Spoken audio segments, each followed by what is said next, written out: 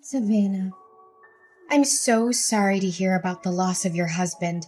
I know that this is a heartbreaking experience, but death is a part of life, and no one can escape it.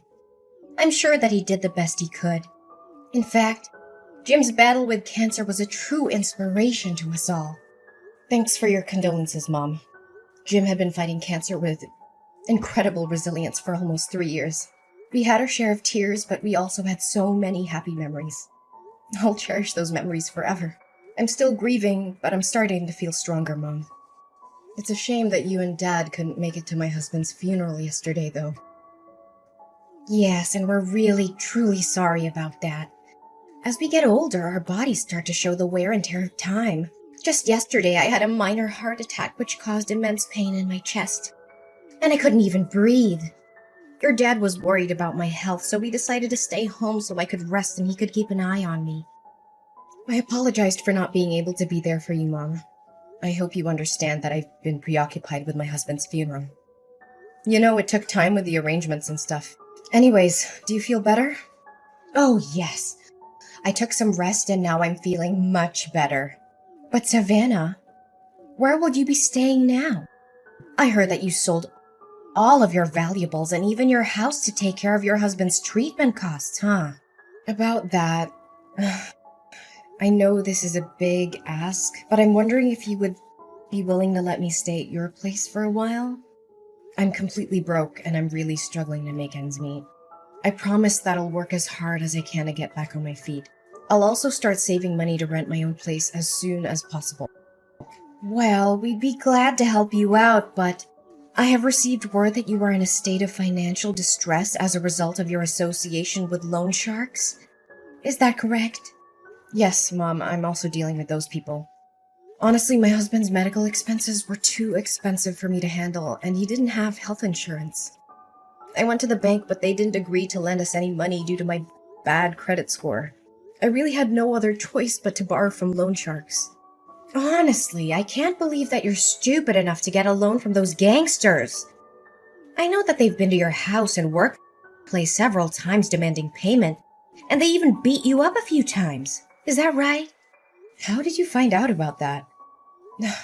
Well, if you already know, then I have no reason to hide it anymore. It's true what you just said.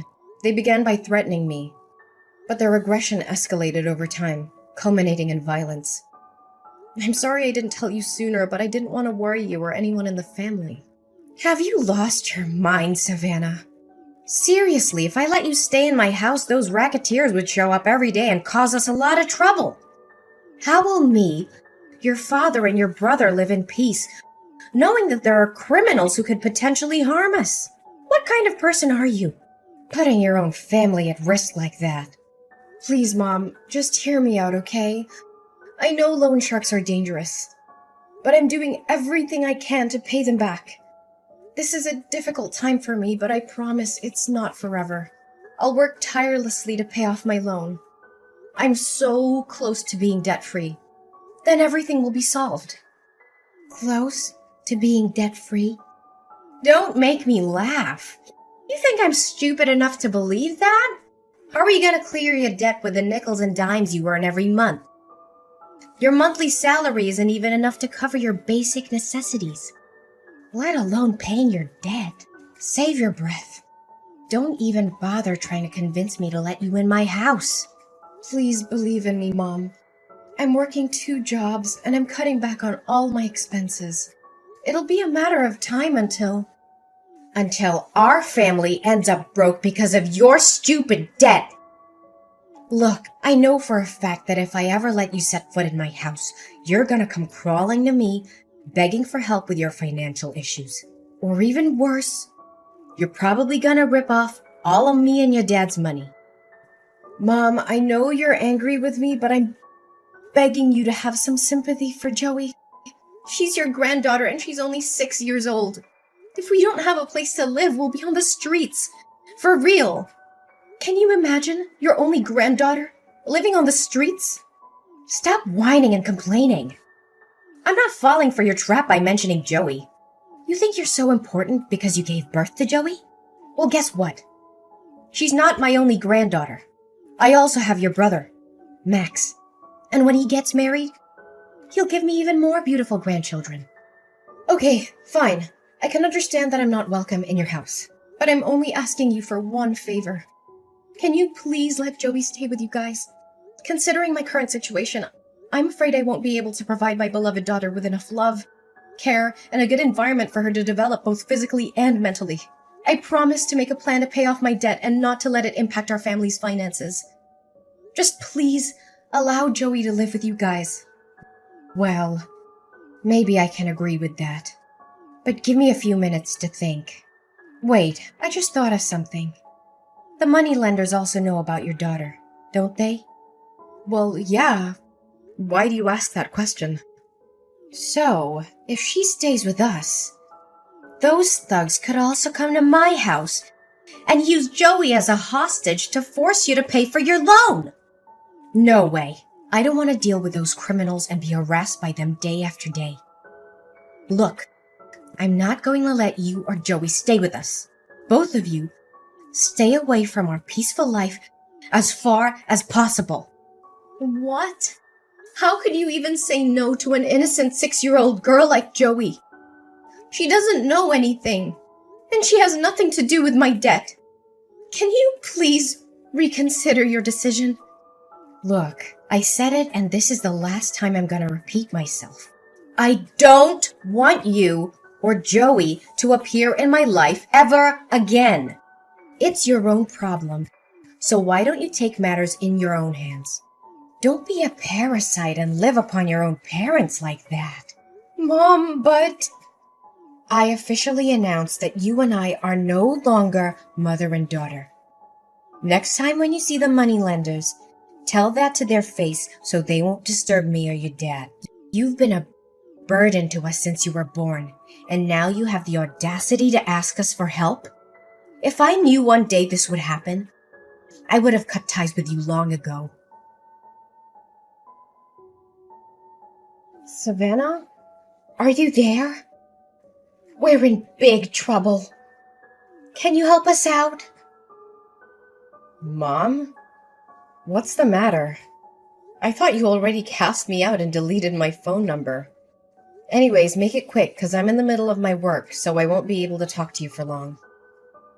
Who do you think you are to talk to your own mom with that attitude? Look, you need to help your brother because he's in hot water. You mean Max? What happened to him? Your brother's gambling addiction got him into big financial trouble. Now he got into debt because he was gambling away all of his money. He even mortgaged our house for a loan despite not affording the monthly payments. We're in a really bad position right now. If we don't do anything about it, there's a high chance we'll lose our house. Goodness, why am I not even surprised? You already know that Max is addicted to gambling a long time ago, but you never did anything to stop him. When I warned you about the consequences, you told me to shut up. Mind my own business and that he was just gambling for fun. Honestly, Max being in debt is the outcome that you could have easily avoided, but you chose not to. I know, Savannah, and I regret not having taken any action. But what's the point of crying over spilled milk? The most pressing matter at hand is to find a solution to the current predicament. Would you agree, my dear? You know what they say. Blood is thicker than water. We're family, right? So there's no reason for you not to lend us a helping hand in this difficult time. So, after all the things you did to me, including faking being sick so you could avoid attending my husband's funeral and refusing to help me and my daughter, suddenly we become family again? Please, spare me the act. I've already seen past your mask. What? How did you find out about that? I can already see the wheels turning in your head, wondering how I found out about your malingering. Well, I came all the way to your house and I asked the neighbors myself. Unsurprisingly, they told me that you were strutting around the house like a spoiled hen as usual.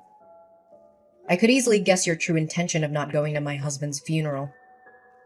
Either you wanted to avoid getting yourself into trouble with the loan sharks, or you were just too afraid that I would ask you for help. Oh, Savannah, please don't misunderstand me like that. I didn't attend the funeral because I wanted to keep you safe. I couldn't bear to tell you in person that I wanted to cut ties with you. I knew it would have come as a big shock to you, and I didn't want to add to your pain. You said it yourself. You have cut me off from your life. Why do you suddenly come back and ask me to help Max with his problems? Well, who else could I be asking other than you? You, Max, your father, and Joey are my only family in this world. And how am I supposed to help you out when I myself already have a problem with finances? Do you know that me and Joey are now living in a homeless shelter? It's all thanks to your kindness, Mom. What? Homeless shelter? You can't even afford to rent public housing or a small apartment? I thought you would have changed by now. Gosh, 1 year has passed and you're still dirt poor like the last time I saw you. If I knew that you're still living like a rat like this, I wouldn't bother wasting my time talking to you. Just get out of my life. I don't want anything to do with you anymore. Yeah, thanks, Mom. I really appreciate it. And I would also be more thankful if you don't suddenly appear in my life just to talk down to me like this. Just delete my number. Whatever. Yeah, I'll delete your number even if you didn't tell me to. Gosh, if anyone finds out that I have a homeless daughter like you, I'd be so embarrassed that I could sink through the floor. Hey, Savannah, can you explain something to me? You again? I thought you already removed my number from your phone. What's the problem this time? Look, I know this sounds crazy, but Max told me he saw you getting out of a fancy car in a stunning dress. He said he was sure it was you because he recognized your birthmark on your shoulder. I don't know what to think. Maybe he was daydreaming, or maybe he mistook you for someone else. But I had to ask. Was it you? Well, he wasn't wrong. It was me. And I also saw Max searching garbage for food or something to sell. What happened to you guys? Where are you living now? Our living situation doesn't have anything to do with you. But you? There's no way an impoverished girl with a large debt like you can have an expensive car and luxury clothes like that. It just doesn't add up. How on earth could it happen? I know. This must be a joke. You may be able to fool Max, but I'm not easily misled. Well, suit yourself. You can choose to believe it or not, but it won't change the fact that I'm now living the best life I could have, alongside the people that love and care for me. I would hazard a guess that you're still finding it difficult to make ends meet. Would I be correct? Explain to me what happened. How did you get so rich all of a sudden? Wait. Don't tell me that sex worker is your new job. Well, what else could you possibly do other than leeching off rich men? Seriously, if you don't have anything nice to say, please don't say anything at all. Anyways, back to my story.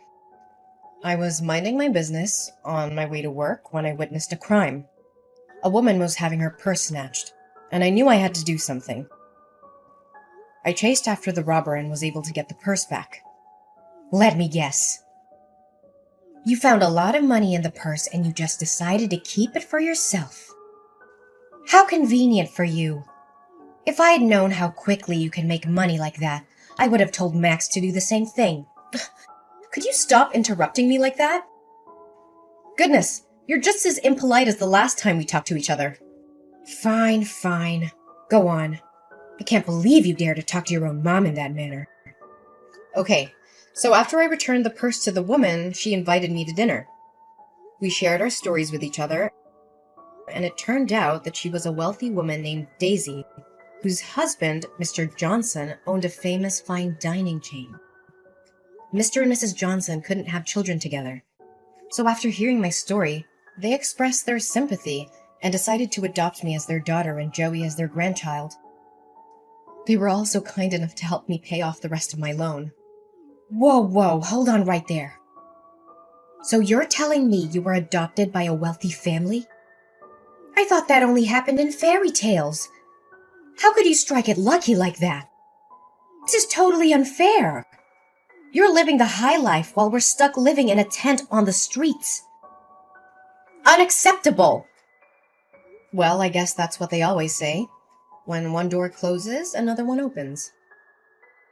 Actually, it's not unfair at all. In fact, you guys got exactly what you deserved. You ruthlessly told me that you no longer considered me as your daughter anymore. And neither Dad nor Max lifted a finger to stop you. You were all on the same boat, determined to kick me out of the house without even a moment's hesitation. What's even more devastating is that after finding out I was living in the homeless shelter, you didn't offer to help me. On the contrary, you even had the nerve to turn your back on me one more time. Honey, I know what we did was totally wrong, but we don't deserve to be punished like this. Look, Savannah. Mrs. Johnson seems like a kind woman who would be compassionate to what we're going through at the moment. Would you please ask her to adopt your brother as well? Maybe then she would let us stay in her big house. Abigail, you really have no sense of shame, do you? Why would Mrs. Johnson adopt Max when he still has his biological parents on his side? You and the rest of our family abandoned me when I needed you the most. And now that my life is finally starting to look up, you come crawling back to me, expecting help? What kind of person are you? Honestly, you shouldn't have shown your face at all. Savannah, please have mercy on us. I never thought things would turn out this way so quickly. Please think about all the years I've spent raising you to be the beautiful young woman you are today. I appreciate all the time and effort you put into raising me, but I can't forget how you abandoned me when I needed you the most. You were the one who cut ties with me, and you treated me like I was some kind of plague. You didn't even bother to weather the storm with me when I was at my lowest point. Honestly, how could you do that to your own flesh and blood? I know. But please think about Joey too. I bet she misses seeing her uncle and grandparents very much. You know what? I was the one who introduced you to Jim, your late husband. Do you remember that? You two were so good together, and all of your friends were so jealous when you got married to Jim. Yeah. You wanted us to become a couple because you were after his money. But then you strongly disapproved of our marriage when you found out he was an orphan. And after we got married, you encouraged me to divorce him when he got sick and his company went bankrupt. But I was determined to stand by my husband's side. So now you want me to thank you for introducing me to Jim? After everything you've done? You're shameless, Mom. Completely shameless. Oh, come on, sweetheart. Don't you see? Everything I did was for your own good. If you had divorced Jim like I told you to, you wouldn't have been deep in debt like you were back then. It was you who chose not to take my advice. So why are you blaming me for not helping you, huh? Look, just have a word with Mr. and Mrs. Johnson. Tell them to let us move into their house. Seriously, after getting to know how you treated me? Mrs. Johnson was livid with you.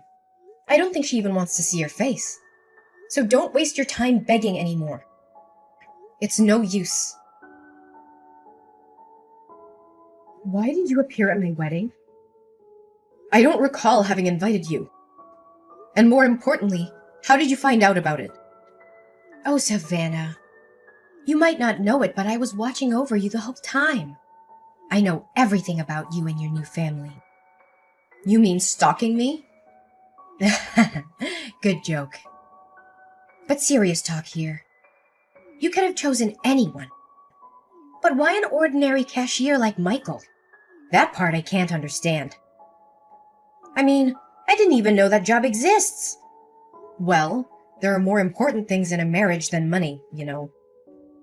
Michael always lights up my world with his positive energy. And we truly love and cherish each other. By the way, I've had enough of your constant texts and calls. I'm also tired of you showing up at my front door and making a fuss.